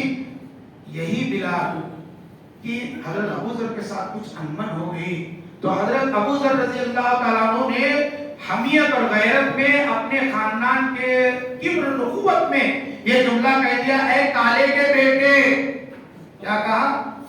اے کالے کے بیٹے. بولے تو کالی کے بیٹے، تیری ماں کالی تھی، تو بھی کالا ہوا. حضرت بلال کو یہ بات بہت گراں گزری، ناراض ہو گئے. حضرت بلال دل کو چھپ گئی بات. حضرت بلال روتے روتے اللہ کے رسول صلی اللہ علیہ وسلم کی خدمت میں آئے. اللہ کے رسول صلی اللہ علیہ وسلم، مجھے ابو ذر نے اتنی بڑی بات کہی تھی، میرے دل کو لگ گئی، میرا دل دکھ گیا. مجھے بہت بڑی اذیت پہنچی، ذہنی طور پر بھی اور دلی طور پر بھی. اللہ کے رسول صلی اللہ علیہ وسلم گلے لگایا حضرت بلال کو، کہا بلال افسردہ نہ ہو، اسلام میں تمہارا مقام بہت بڑا ہے، اللہ کی نگاہ میں تمہارا مقام بہت بڑا ہے. تم متقی آدمی ہو، تقوی پرہیزگاری تمہارے پاس ہے. مال دولت جاؤ، حشمت نہیں ہے تو کیا ہوا؟ آپ متقی آدمی ہیں، میرے دل میں بھی تمہارے لیے بڑی قدر منزلت ہے. صحابی سے کہا جاؤ حضرت کو بلا کے لاؤ. حضرت ابو ذر کو بلا کر لایا گیا. حضرت ابو ذر رضی اللہ تعالیٰ عنہ جب آئے، اللہ کے رسول نے کہا ابو ذر ابھی بھی تمہارے منہ سے جاہلیت کی بدبو نہیں گئی؟ اسلام لانے کے بعد اسلام کی خصوصیات کو آپ نہیں جانے، اسلام کو نہیں پڑھا، اسلام کو نہیں سمجھا، جو آج تم جے اسلامی بات تمہارے منہ پر آئی، جاہلیت کی بدبو تمہارے منہ سے نکل رہی ہے، ہاں معافی مانگو، فوراً ابو ذر رضی اللہ عنہ آنکھوں میں آنسو آئے، اللہ کے رسول مجھے معاف کر دیجیے. کہا بلال سے معافی مانگو، کہا بلال مجھے معاف کر دو. لے گئے حضرت ابو ذر رضی اللہ تعالیٰ عنہ اور کہا بلال جب تک تمہارا پیر میری اس گال پر نہیں رکھا جائے گا تب تک میں جو ہے یہاں سے نہیں دوں گا. یہ تقویٰ تھا. آج ہمارے اندر تقویٰ نہیں ہے، اور حج نام ہے تقویٰ کا، پرہیزگاری کا، للہیت کا، رضا جوئی کا. میرے پیارے بھائیوں، حج کا فلسفہ یہی ہے، حج کا مقصد یہی ہے، حج کی غرض و غایت یہی ہے کہ حج آپ کے اندر تقویٰ پیدا کرنا چاہتا ہے، آپ کے اندر للہیت پیدا کرنا چاہتا ہے، آپ کے اندر محبت پیدا کرنا چاہتا ہے، اللہ سے محبت، اس کے رسول سے محبت، اس کے شعائر سے محبت، اس کے مشاعر سے محبت. میرے پیارے بھائیوں، یہ چیز کو اپنے ذہن میں رکھ کر جاؤ کہ ہم اللہ سے محبت کریں گے، اس کے رسول سے محبت کریں گے، آنے کے بعد بھی محبت کریں گے، دنیا کی ہر چیز کو اللہ اس کے رسول کے آگے قربان کر دیں گے. اگر یہ جذبہ آپ کے ساتھ جاتے وقت رہا، آنے کے بعد بھی رہا، آج آپ کا حج مقبول ہے، میں گارنٹی دیتا ہوں. تو یہ جذبے کے ساتھ جاؤ، باتیں ہو رہی ہے انشاءاللہ. اب آپ کے سامنے مولانا صغیر احمد عمری صاحب جو ہے حج کا طریقہ بتائیں گے. اللہ سے میری دعا ہے اللہ تعالیٰ ہم سب کے گناہوں کو معاف فرمائے، اللہ ہم سب کو حج مبرور نصیب فرمائے، اور اللہ رب العالمین جو بھی ہم سے گناہ خطا ہوئے ہیں جانے انجانے میں سب اللہ معاف کر دے. ہمیں آپس میں مل جل کر رہنے کی توفیق عطا فرمائے. وہاں پر جائیں بھی تو ایک دوسرے کی مدد کریں، ایک دوسرے کے ساتھ رہیں، ایک دوسرے کا ساتھ دیں. اقول قولی ھذا استغفر اللہ لی ولکم ولسائر المسلمین واستغفروہ انہ هو الغفور الرحیم. السلام علیکم ورحمۃ اللہ وبرکاتہ.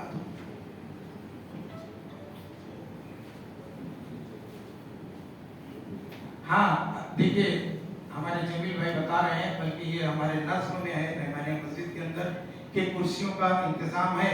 کسی کو اگر نیچے بیٹھنے کو تکلیف ہوتی ہے تو کرسی اندر باہر سے منگا کے لگا دی جائے گی، تو جو ضعیف لوگ ہیں یا نیچے نہیں بیٹھ سکتے وہ لوگ اس پر بیٹھ کر جو ہے سن سکتے ہیں. خواتین کے لیے بھی ان کو بھی چیئر کی کرسی کی ضرورت ہی ہے، اور چائے کا بھی انتظام ہے. چونکہ ابھی جو ہے سید مولانا کی بات ہوگی، پورے ارکان نبی کریم صلی اللہ علیہ وسلم کے سنت کے مطابق بتائے جائیں گے. جو اللہ کے جہاں جہاں جیسا جیسا کیا یاد رکھو، غور سے سنو، اس چیز کو ذہن میں رکھو. بعد میں یاد دہانی کے لیے آپ کو کتاب بھی ملے گی، لیکن ان کا درس سن لیں گے انشاءاللہ. مجھے امید ہے آپ حج کا پورا طریقہ جان لیں گے، وہ اللہ کے شکر کے مطابق. ہاں وہ تو تام کا انتظام ہے، ہوتی ہے بولنے کی بات ہے. انشاءاللہ ہم 4 بجے تک رہنے والے تو کھانا کھانے تھوڑی گھر جائیں گے، ہم ظہر کے بعد یہیں کھانا کھائیں گے اور حق سے کھائیں گے. اللہ رب العالمین کھلانے والوں کو بہترین بدلہ دے، کھانے والوں کو بھی اللہ تعالیٰ حج نصیب کرے. السلام علیکم ورحمۃ اللہ وبرکاتہ.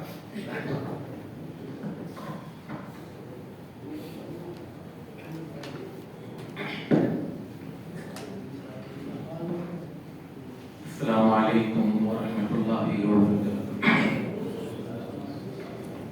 بسم اللہ الرحمن الرحیم. الحمد للہ رب العالمین والصلاة والسلام على اشرف الانبیاء والمرسلین نبینا محمد وعلى آلہ واصحابہ اجمعین ومن تبعهم بإحسان الى یوم الدین. اما بعد، آپ حضرات سے گزارش ہے تھوڑا اور قریب آئیں، لوگ آتے جا رہے ہیں تو بعد میں پھر ڈسٹرب نہ ہو.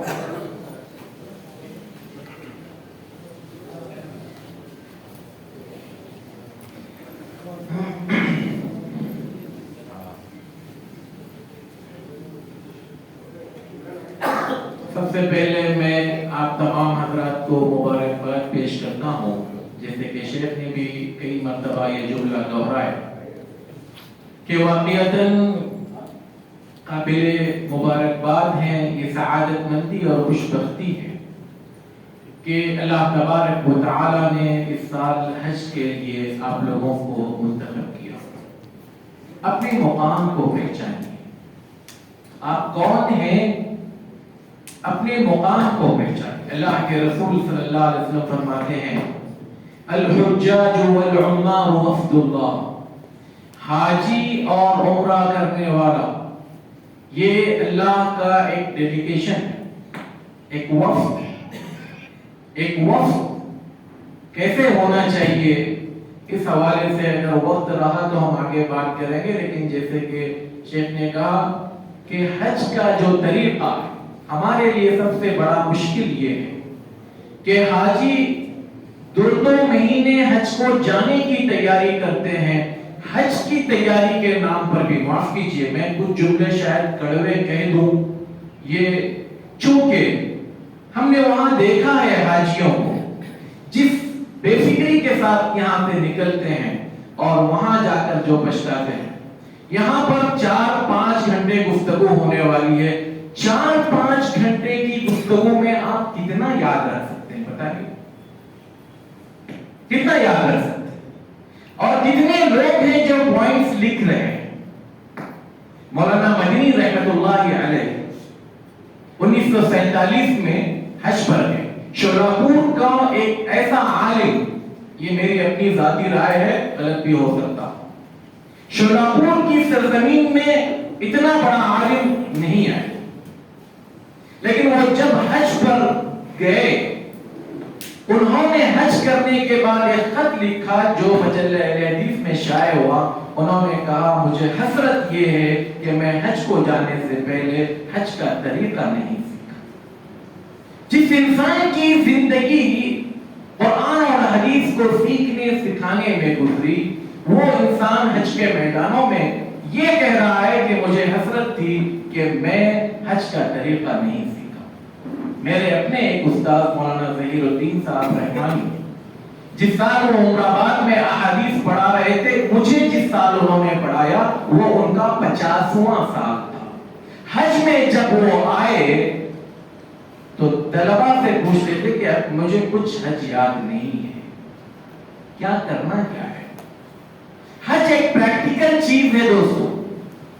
आपकी मालूमात बहुत हो सकती है, जब तक आप उसको संजीदगी के साथ नहीं सीखोगे, ये वहां पर जाकर आप धरे के धरे खड़े रह जाओगे और कोई चीज आपके हाथ नहीं लगेगी। मैं अपनी बात को मुख्तसर अंदाज में पेश करने के लिए उसको कुछ पॉइंट्स में आपके सामने रखूं। सबसे पहली चीज, यहां से लेकर स्टेशन तक, स्टेशन से लेकर मुंबई एयरपोर्ट तक, मुंबई एयरपोर्ट से जिद्दा एयरपोर्ट तक, फिर जिद्दा एयरपोर्ट से हज मक्का की बिल्डिंग के कमरे तक, फिर कमरे से लेकर आपके मुकम्मल उम्रा होने तक, मुकम्मल उम्रा से लेकर 7 ज़ुल्हिज्जा तक, 7 ज़ुल्हिज्जा से लेकर 13 या 12 ज़ुल्हिज्जा तक, जब तक आपका हज हो जाता है।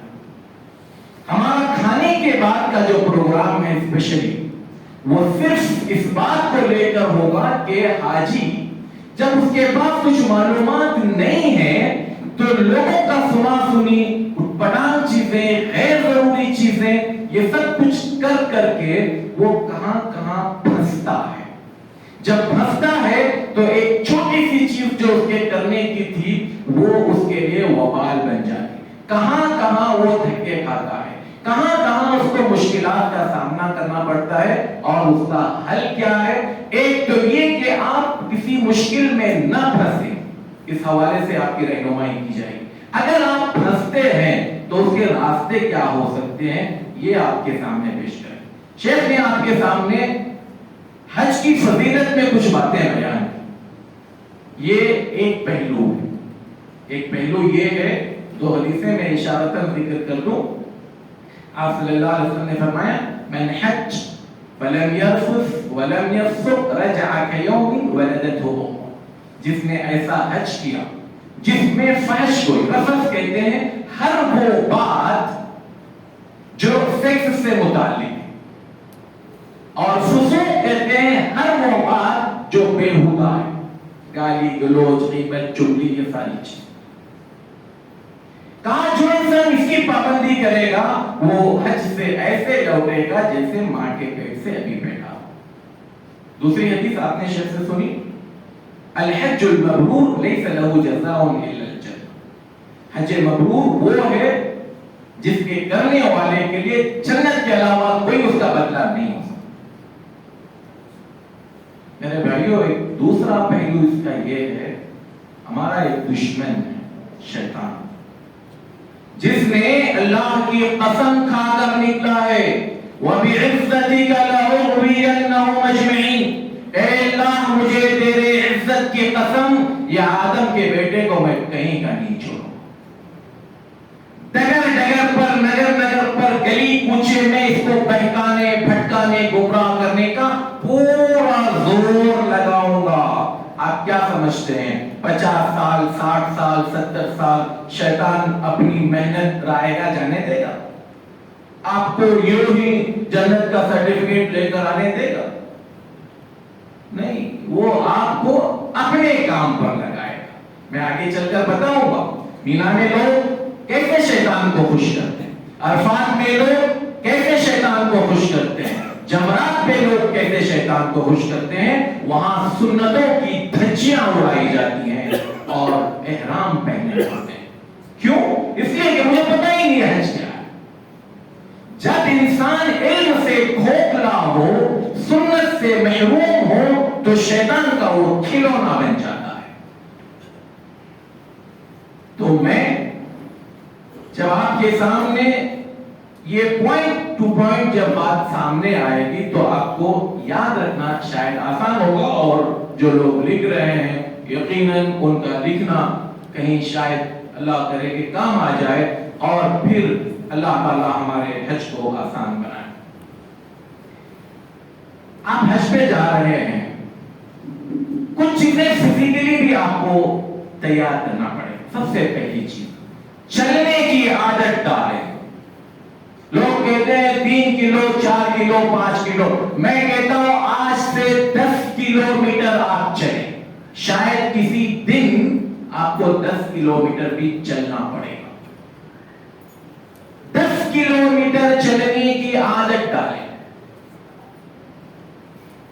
دوسری چیز پانی کا بھرپور استعمال۔ کچھ لوگ کو پیاس نہیں لگتی، پیاس لگنے سے نہیں، آپ پیتے رہیں، کیا کرے گا وہ پانی؟ نکلتا رہے گا نا تھوڑی دیر میں۔ کیا کرنا ہے آپ کو؟ بار بار ٹوائلٹ جانا چاہیے۔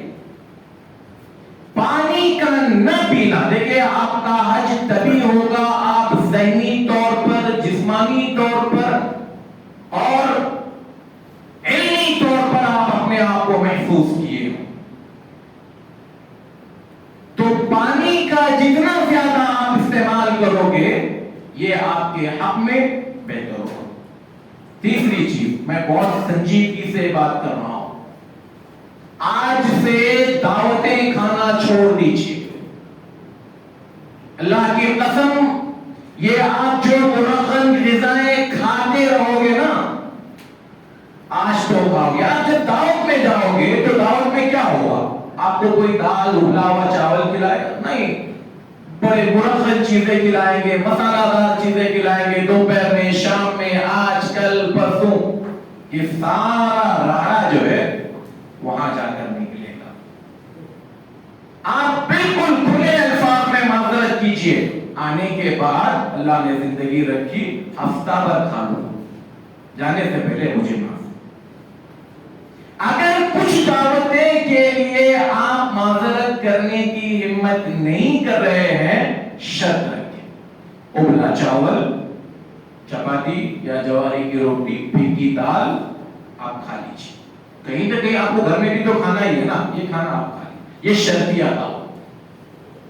ورنہ اس کی ایسیڈیٹی ہونے کے بعد یا ایک سسٹم کے تحت آپ جب باہر جاؤ گے، آپ یقین کیجئے وہاں جاتے ہی سب سے پہلے آپ کے سامنے یہ سب کچھ ہونے لگ جائے گا، اور آپ اگر بچ جائیں تو آپ کے کمرے میں یا دوسرے جو لوگ آپ کے ساتھ میں ہوں گے، آپ باقاعدہ اس کو محسوس کرو گے کہ یہ کیا چیز ہے جو ہمیں بتائی گئی اور آپ نے مانی۔ دعوتیں یہ آپ کے لیے زہر کا کام کریں گی، آپ کی صحت کو خراب کریں گی۔ اتنی زیادہ اگر ہم دعوتیں عام دنوں میں بھی کھا لیں تو ہمارا حال خراب ہو جاتا ہے۔ دعوتوں کو روک لیجیے۔ آپ کو جو سامان لے جانا ہے اس سامان کی ایک فہرست تیار کر لیجیے، کیا کیا چیزیں آپ کو یاد آ رہی ہیں سب لکھتے جائیں۔ پھر ساری چیزیں ہو گئی، جو چیزیں آپ خرید رہے ہیں اس کو ٹک مارک کرتے جائیں۔ آپ کو پیکنگ کرنی ہے تو پیکنگ کرنے کے وقت میں آپ بھی اور آپ کے ساتھ آپ کی اہلیہ جا رہی ہے، دونوں سامنے بیٹھے. پیکنگ چاہے کوئی کرے، بیٹا کرے، بیٹی کرے، داماد کرے، بھائی کرے، لیکن آپ وہاں پر سامنے رہیے. اور ہر چیز جو بیگ کے اندر جا رہی ہے اس پر دوبارہ ٹک مارک کریں کہ یہ اندر گئی. ورنہ کیا ہوتا ہے پتہ؟ آپ ایک چیز وہاں گئے، جانے کے بعد آپ سوٹ کیس کھولتے ہیں، وہ چیز ملتی نہیں، اوپر نیچے اوپر نیچے. اور سب سے پہلی گالی پیک کرنے والے پر جاتی. پھر دوبارہ جب آپ دوسرے دن کسی اور کام سے بیگ میں دیکھتے ہیں تو وہ چیز جو آپ کل ڈھونڈ رہے تھے چھانٹ کر کے دیا میں یہاں. یہ میں فرضی باتیں، افسانوی باتیں نہیں کر رہا ہوں. حاجیوں کے کمروں میں جا کر بیٹھ کر جو چیزیں ہوئی ہیں میں وہ آپ کو کانفیڈنس ہونا چاہیے یہ چیز اندر گئی تبھی میں نے ٹک مارک کیا، اور وہ چیز سلیقے سے آپ تلاش ڈھونڈی. جو چیزیں آپ کو لے جانی ہیں، ظاہر سی بات ہے اس میں پوری تفصیل نہیں بتاؤں گا آپ کو، لیکن جو میرے نزدیک بہت زیادہ ضروری ہے میں نے اس کو یہاں پر نوٹ کیا. گوگل آپ اپنے ساتھ ضرور رکھیں. اگر آپ چشمہ پہنتے ہیں تو اس میں کم از کم ایک چشمہ ڈے نائٹ لگے، کیونکہ ایک تو پہاڑی دھوپ، دوسرا حرم کے ارد گرد میں جو ماربلز بچھے ہوئے ہیں اس میں صرف ایک ٹیکنیک کا خیال رکھا گیا ہے کہ وہ ماربل گرم نہیں ہونا چاہیے. بندہ 10 گھنٹے بیٹھے، 2 گھنٹے بیٹھے، 5 گھنٹے بیٹھے، جمعہ کے دن 10 بجے سے بیٹھے، وہ ماربل گرم نہیں ہو، بندہ سلیقے سے بیٹھا ہے. یہ ایک ٹیکنیک اس میں استعمال ہے. لیکن اس کا دوسرا ایک یہ کہ اس میں ریفلیکشن ہوتا ہے تو آنکھ کو نقصان پہنچا، آپ کی آنکھ زیادہ دیر تک برداشت نہیں کرتی. ہماری اگر مائیں بزرگ ہیں، 70 سال کی ہیں، 80 سال کی ہیں، آپ پہنیے گوگل. یہ کوئی فیشن نہیں، آپ فیشن کے لیے نہیں پہن رہے، آپ احتیاط کے لیے پہن. لوگ بولتے ہیں نارے زندگی میں کبھی پہننے نہیں، آپ حج پہ لے جائیے. دوسری چیز، چپل رکھنے کے لیے ایک سلیقے کی ایسی تھیلی رکھیں جو آپ کے پیٹ پر لگائی جا سکے. لوگ چپل لے کر نمازوں میں، وہاں پر حرم میں ادھر ادھر جو جس انداز کی وہاں پر بے حرمتی ہوتی ہے، اس سے بہتر آپ کی چپل آپ کی پیٹ پر لگی ہوئی ہے اور وہ بیگ کے اندر ہے، آپ اس کو رکھ کر نماز پڑھ سکتے ہیں، کوئی حرج نہیں. چپل پہن کر نماز پڑھی جا سکتی ہے، تو بیگ کے اندر اگر پیچھے لگی ہوئی ہے تو کوئی حرج نہیں. آپ نیچے بھی رکھتے ہیں تو کبھی کبھار لوگ دھکے مار دیتے ہیں یا کہیں رکھے ہیں اٹھا لی جاتی ہے، کچھ بھی مسئلے آ سکتے ہیں. لیکن میں جو بات آپ سے کرنے جا رہا ہوں وہ یہ کہ ایک ایسی بیگ جو آپ اپنی پیٹ پر لگا سکتے.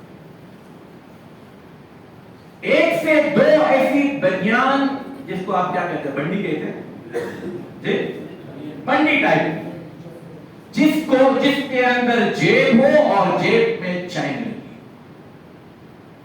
کیونکہ لوگ سمجھتے ہیں مکہ اور مدینہ یعنی وہاں پر سب ابو بکر، عمر، عثمان رضی اللہ تعالیٰ عنہ کی اولاد میں صالح متقیوں کے نہیں. مطاف کے اندر باقاعدہ ایک ٹولہ ہوتا ہے آج بھی، اور ہر سال پکڑے جاتے ہیں، ہر سال ان کی بڑی بڑی سزائیں ہوتی ہیں. لیکن بہرحال جن لوگوں کا پیشہ ہی اگر چوری اور ڈکیتی ہو تو وہ حاجی تو نہیں، لیکن حاجیوں کو لوٹنے کے لیے وہ ضرور آتے. تو آپ اپنا پیسہ اس بنڈی کے اندر رکھ کر آپ اس کو دیں. ان کی جو نظریں ہوتی ہیں وہ جیب پر، یہاں پر نہیں. اور جب آپ پہلی مرتبہ عمرے میں حرم میں داخل ہو رہے ہیں، آپ احرام میں ہیں، آپ تو پیسہ نہیں رکھ سکتے، لہذا اس وقت میں پیسہ آپ خواتین کے پاس، اور خواتین کے پاس جو بیگ ہو وہ گلے میں سامنے کی طرف رکھا ہو. ورنہ چوریاں مطاف میں اس قدر بڑے پیمانے پر ہوتی ہے جس کا، حالانکہ مطاف ٹوٹلی سی سی ٹی وی کیمروں کی زد میں لوگ پکڑے جاتے ہیں، لیکن جو لوگ کرنے والے ہیں وہ اس سے بھی زیادہ اپنی شطارت دکھاتے ہیں. جو چشمہ ہے اگر آپ نمبر کا چشمہ استعمال کرتے ہیں ایک پر اکتفا کریں، ایک سے زیادہ چشمہ اپنے پاس رکھیں، کبھی بھی وہاں پر ٹوٹ چیزیں ہو جاتی ہیں تو اس کے لیے آپ جو لوگ مستقل کوئی دوائیں استعمال کرنے والے ہیں اپنی دوائیں ضرورت سے زیادہ لے جائیں. 40 دن کے لیے آپ جا رہے ہیں، 80 دن کی دوا لے کر جائیں، واپس آئیں گے تو پھر استعمال میں آئیں. اور بیگ کی پیکنگ کیسی کرنی چاہیے میں اس کی بھی وضاحت. سب سے پہلی چیز، عام طور پر ہمارے پاس بیگ کی پیکنگ کا سسٹم ایسا رہتا ہے کہ آدمی بولتا میرے کپڑے ایک بیگ میں رکھو، تمہارے کپڑے ایک بیگ، کھانے کی چیزیں ایک میں رکھو، اس میں رکھو، دو. بسا اوقات وہاں پر کام کرنے والے لوگ انسان بیگ مس ہو جاتے ہیں، ادھر ادھر ہو جاتے ہیں، ملنے میں دیری ہو جاتی ہے، یا خود آپ جو ہے میں اس کی بات بتاؤں گا آپ کی بیگ کی پیکنگ بھی کیسی کرنی چاہیے، بیگ کے اندر کیسے رکھنا چاہیے، بیگ کے باہر کیسے رکھنا چاہیے. آپ ایک کام یہ کریں کہ آدھا سامان یا آدھے کپڑے ایک بیگ میں شوہر کے رکھیں، آدھے بیوی کے رکھیں، دوسری بیگ میں بھی اس کو آدھا آدھا مس ہوگی تو ایک بیگ ہوگی تو کم از کم دوسرے سے آپ کام چلا سکتے. دوائیں بھی آپ ایک سے دو سے تین الگ الگ بیگوں میں رکھیں، بلکہ ضرورت پڑتی ہے آپ کے ساتھ کوئی اور تیسرا آدمی ہے، کچھ دوائیں وہاں پر ہے. میں دواؤں پر بات اس لیے زیادہ کر رہا ہوں کیونکہ دوائیں تو وہاں پر بھی ملے گی آپ، لیکن وہ دوا آپ کو سوٹ کرے گی نہیں کرے گی، اس میں ٹائم ویسٹ کرنے سے بہتر ڈاکٹر تو بہت اچھا نہیں یہ دوا نہیں تو پھر دوسری تیسری، اس سے بہتر آپ کی اپنی جو ریگولر دوا ہے وہی آپ استعمال کریں، یہ آپ کے حق میں زیادہ بہتر ہے. جب بیگ آپ پیک کر رہے ہیں تو ظاہر سی بات ہے ایک ہی جیسی سوٹ کیس 10 لوگوں کے پاس، ایک ہی کلر کی 10 کے پاس ہے.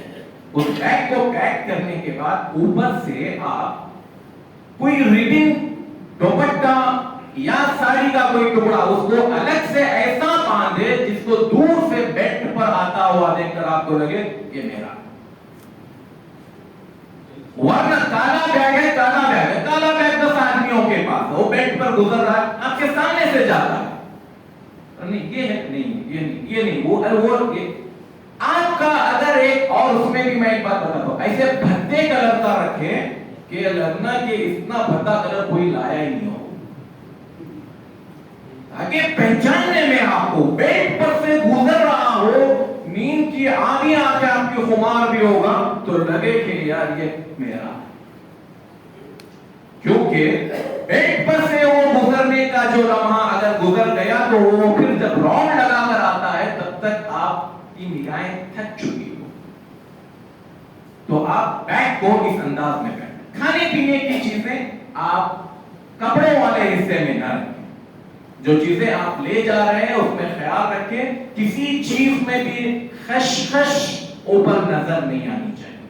خشخش نام کی کوئی چیز اگر آپ کے بیگ میں جیسے روڈ وغیرہ پر لگاتے ہیں یہ وہاں پر پابندی ہے اس پر اور اس کے خلاف ایکشن لیا جاتا ہے. خشخش نام کی کوئی چیز آپ کے کھانے پینے کی چیزوں میں نہ ہو.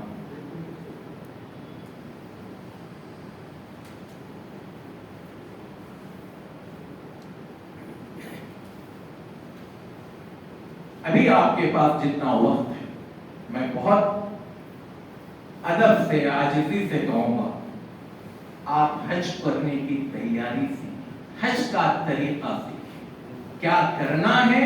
اگر میں آپ کو یہ بتاؤں کیا کرنا ہے 10 منٹ کے اندر آپ کو حج کی پورے چیزیں میں بتاؤں، لیکن لوگ کیا غلطیاں کرتے ہیں اور ان غلطیوں کو خود نہیں لوگوں کو لے کر کرتے ہیں، اس پر لوگوں نے پی ایچ ڈیاں کر رکھی. حج کرنے کا طریقہ A4 سائز کے پیپر میں آگے پیچھے لکھے جا سکتے ہیں، لیکن غلط جو چیزیں ہوتی ہیں اس پر لوگوں نے پی ایچ ڈیاں کر رکھی. تو لہذا یہ آپ کے لیے بہتر ہے کہ یہاں کے بعد جو وقت بھی آپ کے پاس ہے اس وقت کو آپ اس میں لگائیں، حج کو سیکھنے کے حوالے سے آپ تیاری کرتے رہیں.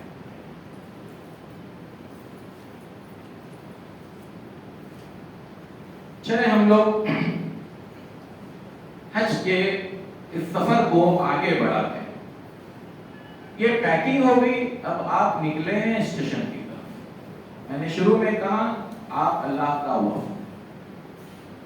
اسٹیشن پر پہنچے ہیں, حاجی صاحب حج کو جا رہے ہیں. جو تماشا ہمارے اسٹیشنوں پر ہوتا ہے, الامان الحفیظ, ہماری بہو, ہماری بیٹیاں, ہماری بہنیں جس کپڑوں میں اور جس انداز میں ہمیں وہاں پر چھوڑنے کے لیے آتی ہیں, کسی صورت زیب نہیں دیتا کہ یہ بندہ حج کو جا رہا ہے. گھر والوں کو پابند کیجیے. جو پردے میں آنا چاہتے ہیں وہ اسٹیشن تک آئے, ورنہ گھر پر ہی رہیں. وہاں پر سیلفیوں کے نام پر, فوٹوز کے نام پر جس طرح کی چیزیں ہوتی ہیں, یہ کسی صورت میں بھی ایک حاجی کو زیب نہیں دیتی. پھر وہاں پر جس قسم کی ہلڑ بازیاں ہوتی ہیں, تکبیر کے نام پر جس طرح سے یہ ہوتا ہے, یہ سب کچھ ہمارے لیے صحیح نہیں. گل پوشی کے نام پر جو پیسہ ضائع کیا جاتا ہے, یہ کسی صورت میں بھی اسلامی تعلیمات کا حصہ نہیں ہے.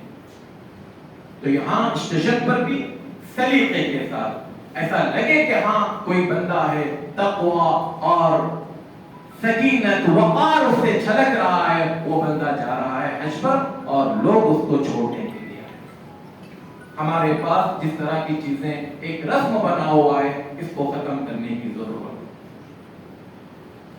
اللہ تبارک و تعالی نے حج کے حوالے سے جو چیزیں ہمارے سامنے بتائی بیان کی ہے, وہ سب کچھ آسان ہے, ہم نے اس کو مشکل بنا لیا ہے. تو اس مشکل کو ہم دوبارہ آسان کیا. اب آپ اسٹیشن سے گئے, آپ پتہ نہیں بامبے میں کسی کے رشتہ دار ہو سکتے ہیں, کہیں ہوٹل میں آپ ہو رہے ہو, یا ہو سکتا ہے حج ہاؤس میں جائیں, مسافر خانے میں جائیں, جہاں پر بھی آپ رہ رہے ہیں, اپنے سامان کی حفاظت کیجیے اور اپنے جو مین ڈاکومنٹس وغیرہ ہے, پاسپورٹ ہے یا دوسری بھی چیزیں ہیں, وہ آپ اپنے ساتھ رکھیں. ایک چیز اور بھی, آپ یہاں سے جانے کے وقت میں اگر کوئی لوگ بیمار ہیں, کسی چیز کا وقتاً فوقتاً ہوتا ہے, ریگولر بیمار نہیں رہتے, تو ایسے لوگ اپنے ڈاکٹر سے ایک سرٹیفکیٹ ضرور رکھیں کہ کبھی کبھار یہ ایسا پرابلم ہوتا ہے. مثال کے طور پر پہاڑی دھوپ ہے, اس دھوپ میں کسی کو سورج کی شعاؤں کے پڑنے سے کیا کہتے ہیں, مرگی کی شکایت کی طرح کوئی شکایت ہوتی ہے, چکر آتی ہے, تو اس طرح کی کوئی ڈاکٹر سے آپ رپورٹ لکھوا لیں, تاکہ اگر اللہ کسی کے ساتھ ایسا نہ ہو, اگر ہو تو وہاں کے ڈاکٹرز کو اس سرٹیفکیٹ کی بنیاد پر کچھ کارروائی آگے بڑھانے کے لیے آسانی.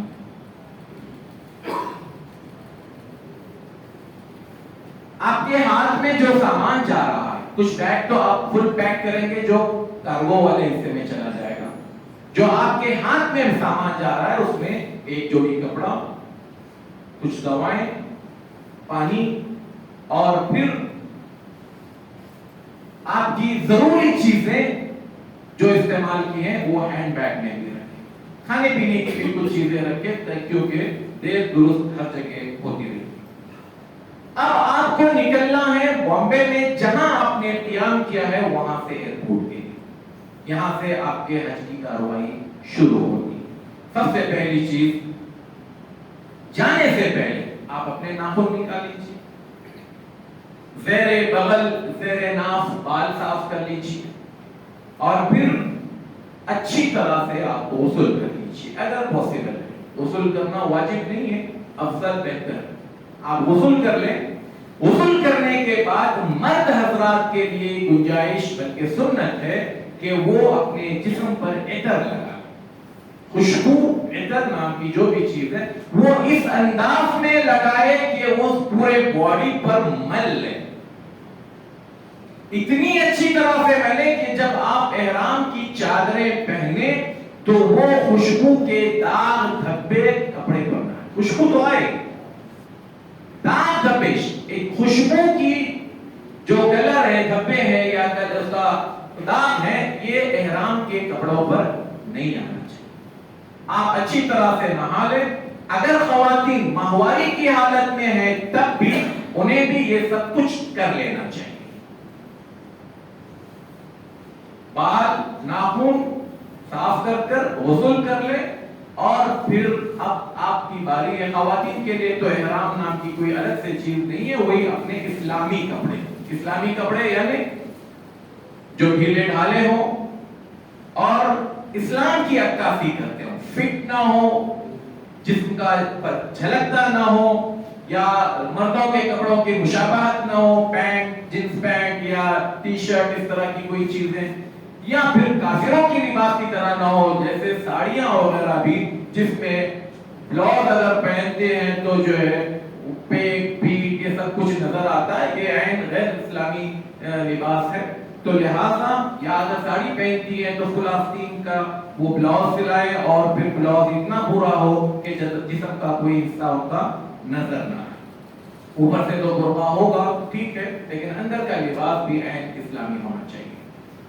اب آپ مرد حضرات اپنا احرام کہاں سے باندھیں؟ احرام کی 2 چادریں چاہیں تو آپ ہوٹل سے، حج ہاؤس سے، مسافر خانے سے، یا اپنے رشتہ دار کے گھر سے وہاں سے پہن کر آئیں، یا پھر آپ ایئرپورٹ تک آ جائیں، ایئرپورٹ پر پہنیں، کیونکہ بسا اوقات ٹیکسی میں بیٹھے، رکشہ میں بیٹھے، گندی دھول سے بھری ہوئی، اور وہاں سے ایئرپورٹ آتے ہی پتہ چلا احرام ویسے ہی گندا ہو گیا۔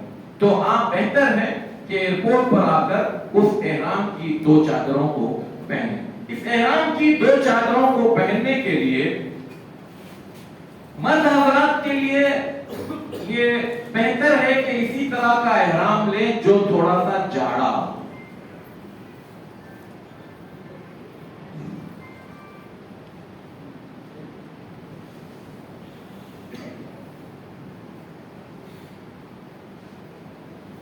یہ جو چادر ہے، 2 چادریں، ان میں سے ایک چادر آپ کے پہننے کا طریقہ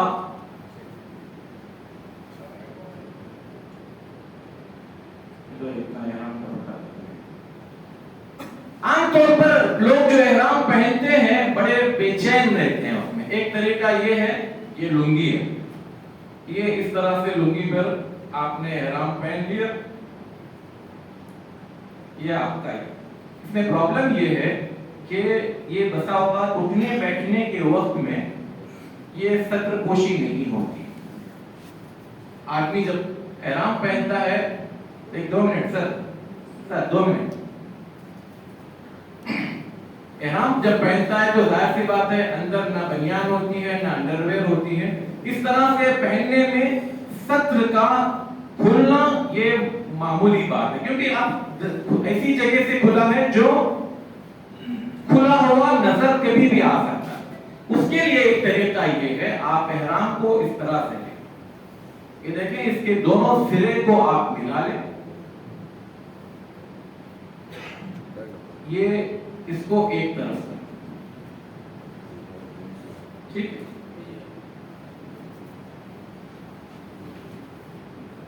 اس طرح سے ملانے کے بعد آپ اس کو ادھر لیں۔ یہ مجھے لگتا ہے چھوٹا ہے یا بچے کا؟ چھوٹا ہے۔ ہاں وہ پہلے وہی لیا تھا میں، لیکن یہ ہے پھر ہاں چھوٹا ہے، نیچے سے بھی چھوٹا لگ رہا ہے جی، وہ تو اسی کا ہے۔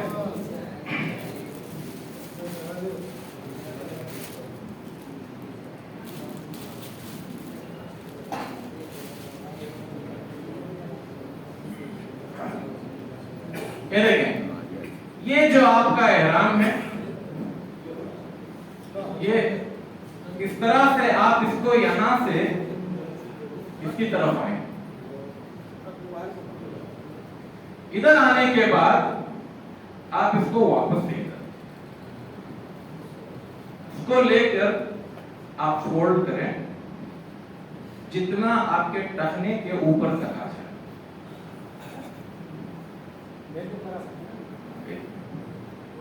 یہ ہو گیا، اب آپ ہر طرح سے محفوظ ہو گئے۔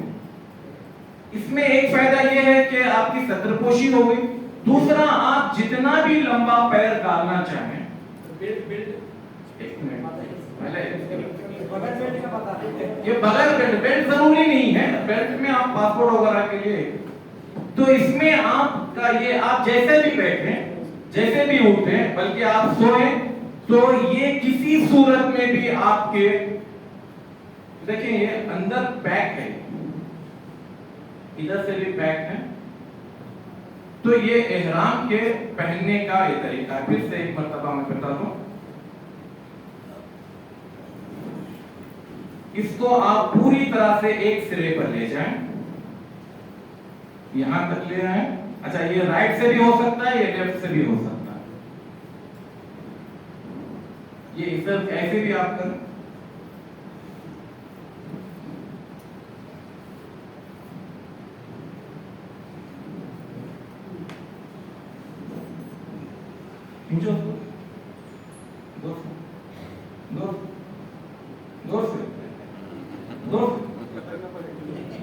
تو یہ بیٹھنے کو بھی مضبوطی کے ساتھ بیٹھا ہے، اور دوسرا کشی کا بھی مسئلہ نہیں ہے، اور آپ کے چلنے میں بھی آسانی۔ اب یہ بیلٹ یہ پہننے کے بعد دوسری چیز، اگر آپ بیلٹ لگانا چاہیں تو یہ بیلٹ بھی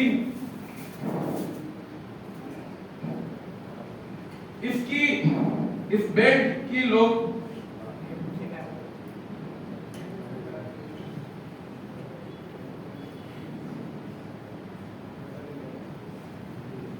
یہ بیلٹ اگر آپ چاہیں لگانے کا، لیکن ایک بیلٹ کا ایک مسئلہ یہ ہے کہ اگر اس بیلٹ میں پیسہ رکھتے ہیں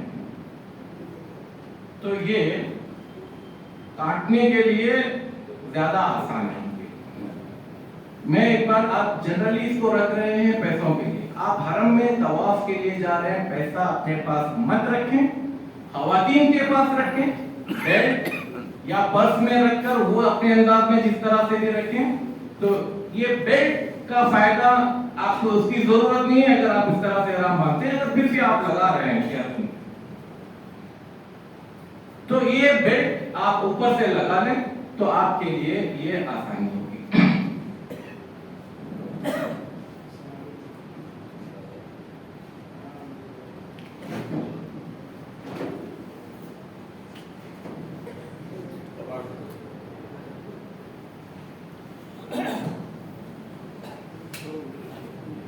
یہ بیلٹ ہے آپ کے اس میں، تو اس طرح سے بعض بیلٹوں میں سلائی ہوگی، اس میں سلائی نظر نہیں آ رہی، اگر بیلٹ میں سلائی ہے تو کوئی حرج نہیں ہے۔ لوگ سلے ہوئے کپڑے سے مراد کیا سمجھتے ہیں، اس کے اندر سلائی نام کی کوئی چیز نہیں ہونا چاہیے، بھئی اس میں اگر سلائی ہے تو کوئی حرج نہیں، اس میں اگر آپ جیسے اس کے دھاگے نکل رہے ہیں آپ جا کر اوور لاک کر لیں، کوئی حرج نہیں۔ سلائی کا مطلب یہ کہ آپ کے اپنے باڈی پر آستین، شرٹ کا سائز، پینٹ، کمر، اس طرح کی چیزیں نہیں ہونی چاہیے، باقی اس کے کسی حصے میں اگر کوئی سلائی ہے تو اس سے وہ مقصد نہیں ہے۔